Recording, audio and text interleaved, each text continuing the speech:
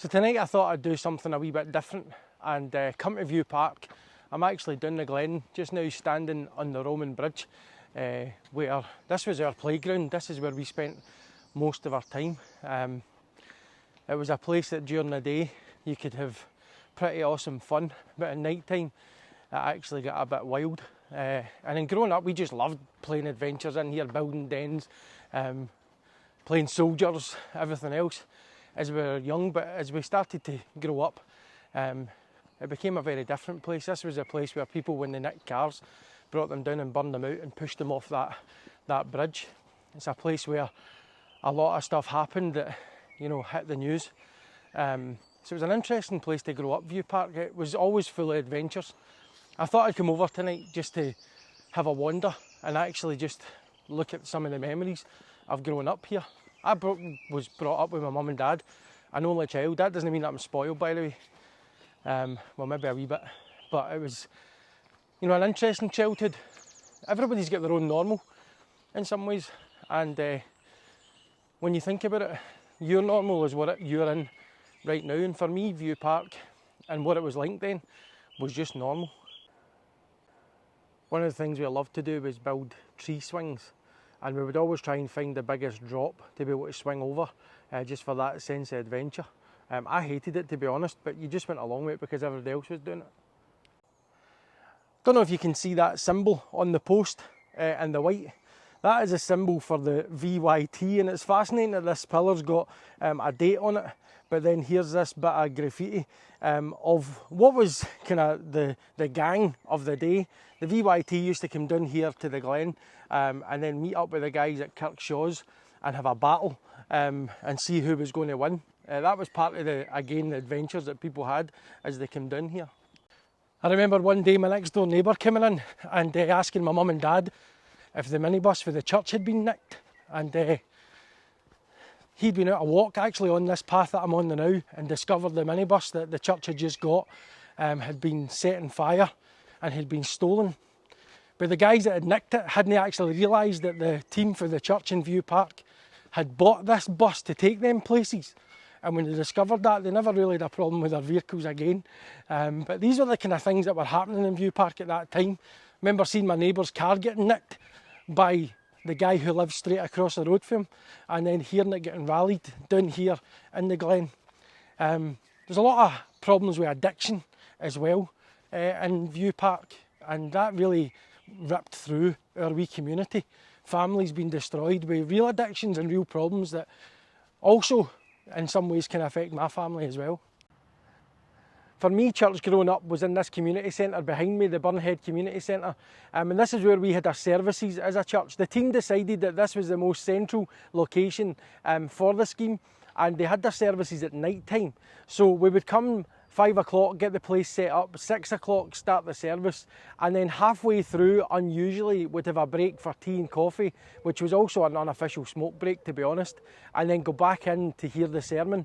But you know, the amazing thing was God was moving in families. This place was getting busier and busier every week, and folks were coming in and meeting Jesus for themselves. I remember one morning, I was off school. I think I wasn't well. My mum was at a coffee morning in one of the houses behind me here, number 22. The church had a house here where Lorna lived in the upstairs, and they were able to do activities and Bible studies and coffee mornings in the downstairs. And I overheard somebody telling somebody else about how they could actually know Jesus for themselves. And all the things they had told me all kind of made sense. And I remember that night going home and just praying to God and asking God to come into my life, to forgive me for all the bad stuff. And even though I was just a young guy, I knew I hadn't been really bad, but I knew there was enough there that had disappointed God, and I asked for forgiveness that day. So a coffee morning in the house behind me was actually instrumental, after all the kids clubs and all the things that I'd heard about, for me finding faith. A lot of the time when we were growing up as kids, if we weren't down the glen, we were here in the Galladay Park playing football with our unofficial street team league that we would have. People would get their teammates for their street and come and play here, or whatever park we could find. And those were the days that it was fun. We would be at the local BBs, we would be doing various stuff, but as we got a wee bit older, the temptations to do the things that were going to start to destroy lives started to come in. Folks were getting involved in drink, drugs, It seemed to be that there were people at our age losing their lives. Some folks ended up in prison because they committing serious crime and taking other people's lives. And it went from the fun days of just being in the park playing football to seeing friends' lives spiral out of control. I was glad I had faith. I was glad I had the influence of the guys in the church who were investing in me and my family.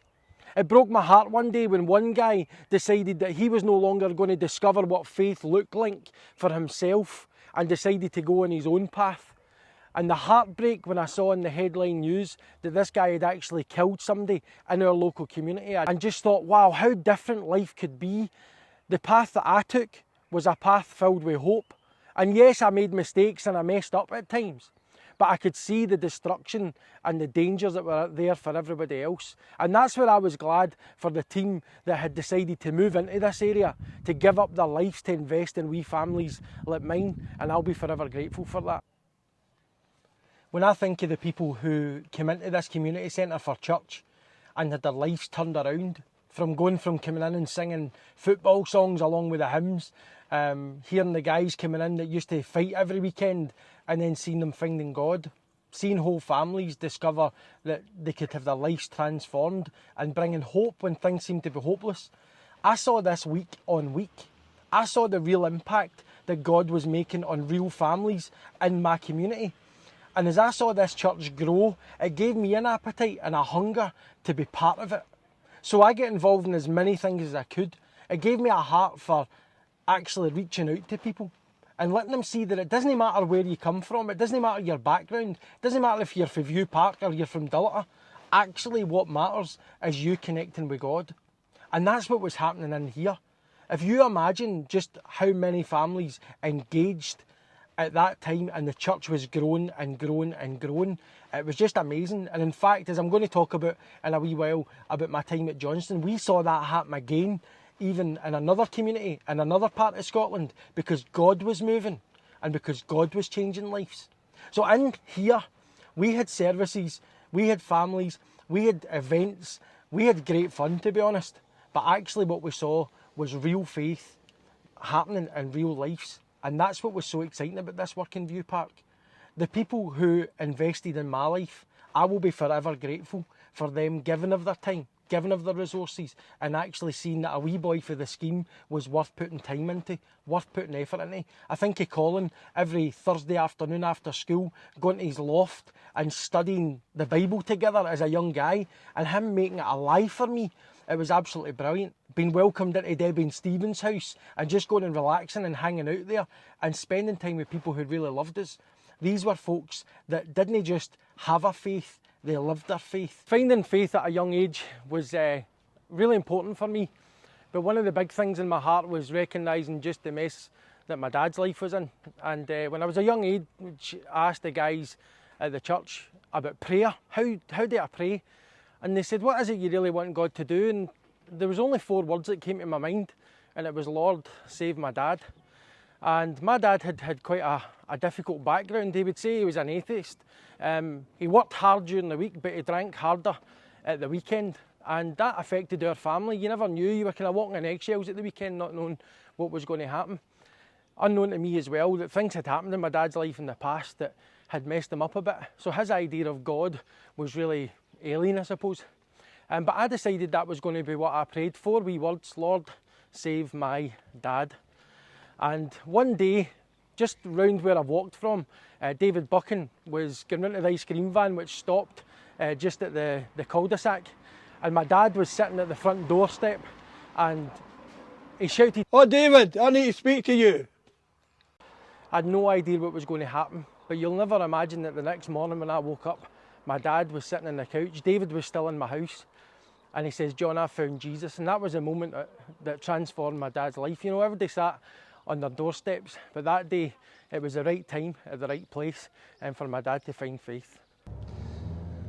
Viewpark, when I was growing up, would have been classed as what was called a priority treatment area. There was a lot of people living in poverty at that time, and the government was looking to see how they could plough money into areas like this to try and help and to try and stop people from kind of living in a chain that they had got themselves into, with addictions and problems and everything else.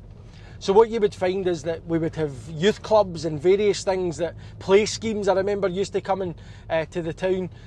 And my mum was actually involved in a youth club before the church even came here, to try and help folks from different areas, to give them something to do, to get them off the streets. So I got to know all the characters, all the big personalities. You got to see all the folks that in normal circumstances might have given you a bit of bother walking through the scheme, but because they knew my mum, I was pretty safe and everything was all right.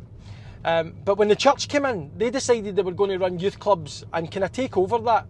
Although the work that my mum had been involved in actually established as the Focus Youth Centre, which still runs to this day, although it's probably shut with the COVID situation. A youth centre to take young people and train them and give them skills. But the guys from the church and the youth clubs they showed me something that I had never really expected. They used to love all the young team that gave them hassle. It never really impacted them and affected them. And I remember that was the first time I had seen how people could really love God and really love people. I saw how this team invested their lives and their time into those who were broken in this community. I saw how they loved the people that were struggling through life and actually gave them hope and let them see that God loved them. And for me at a young age, I admired it. I saw these people's faith in action. I remember as a wee boy getting the opportunity to learn how to play the guitar. My mum and dad could never have afforded to get me guitar lessons. But David decided, well, I don't want to be the only guitar player in the church. So he decided that he was going to teach me so that I could then play and serve in the church. And that was a huge thing. And then that helped get me through school, which was absolutely brilliant. So I saw how these people loved me, but it was all because they loved God. I could see that they were willing to give up their careers. You know, some of them had their own businesses. Some were social workers. Some were involved in their own managerial positions, and then suddenly they're living in a place like Viewpark where most people wanted to get out of some of the areas rather than moving in, and that's where this team went. So right as from a young age, to me that showed me just their commitment to what it was that they were saying. They'll put their faith in action, and that's inspired me to this day. So looking back at my life and the time in Viewpark and looking to this moment now, I've said many times I could never have imagined that God was going to take me on a journey from the scheme to then take me to Bible college at Motherwell and Glow. As I was growing up, I always had this desire to learn more, but I really wanted to serve. So as part of that journey, I wanted to go and study and find out more about what the Bible said. I wanted to know how to reach out to different people. And as part of that, going to Glow was a big dream of mine. But it seemed like an impossible dream because it was going to cost quite a lot of money to get there. But God had a plan to get me to study, which was then going to take me on a journey from, well, I suppose from Viewpark to Motherwell, and then that would take me from Motherwell to Cardiff. And I'll share about that next week. But in creating this video for tonight, I went to Viewpark to record these scenes that you've seen just a few minutes ago. And I had went with the intention of getting it recorded, getting it sorted and getting it home so that I could edit it. But God had other ideas. I managed to go down the glen as you saw, and I met a man who was just out on a walk, just for his daily exercise. I hadn't been in that glen for years and I was there to record. And I bumped into this guy who I simply said hello to, and he was looking for some directions. And then I spent 2.5 hours actually talking to him about life, about work, but more importantly, about faith. And I suddenly realised that I had a plan to share my story with you, but I got to share that story with some random guy that I've never met before. And Bert, if you're watching tonight, make sure you get in touch. Because again, I wanted to take it away from just the whole idea of knowing what faith is about, but actually sharing that you can experience real faith for yourself. And it's not something that's beyond reach. Actually, God wants to connect with you even right now, as he did with me as a wee boy in Viewpark, as he did with my dad at 45-year-old and transformed his life, as he transformed my pal Billy who watches every week, as he transformed my family, my neighbours, my friends. My desire and everything that I do is that maybe you would connect with God tonight. That you would have that same passion to tell others about how God has changed your life. And like we were thinking about last week, with the wee boy that had 5 loaves and 2 fish, saying, I'm going to give you, God, what I have, so that you can do something much more incredible than I could ever do. This verse beside me says, for I know the plans I have for you, declares the Lord. Plans to prosper you, not to harm you. Plans to give you a hope and a future. Are you watching tonight and you want hope and you want a future? God's got it for you. But then the last bit of that verse says, if you seek me with all of your heart, you will find me. And that's my desire as I live every day, that through my simple life and through my simple faith, it would make a big impact on the community that I'm living in and working in now. So think about these things. I don't believe in coincidences. I believe that today, as I went to record this message for tonight, that God wanted me in that glen to speak to that man and to share the faith that I had. I believe that you're watching tonight, and this is no coincidence, that God wants to touch you, God wants to change you, and God wants to transform you. He wants to give you a hope and a future, and I hope you can discover that through this simple message. So I just want to take a minute to pray, and I want to thank you for tuning in tonight for the first part of my story. You'll be able to see next week how God took us from Cardiff to Johnston and what he did there.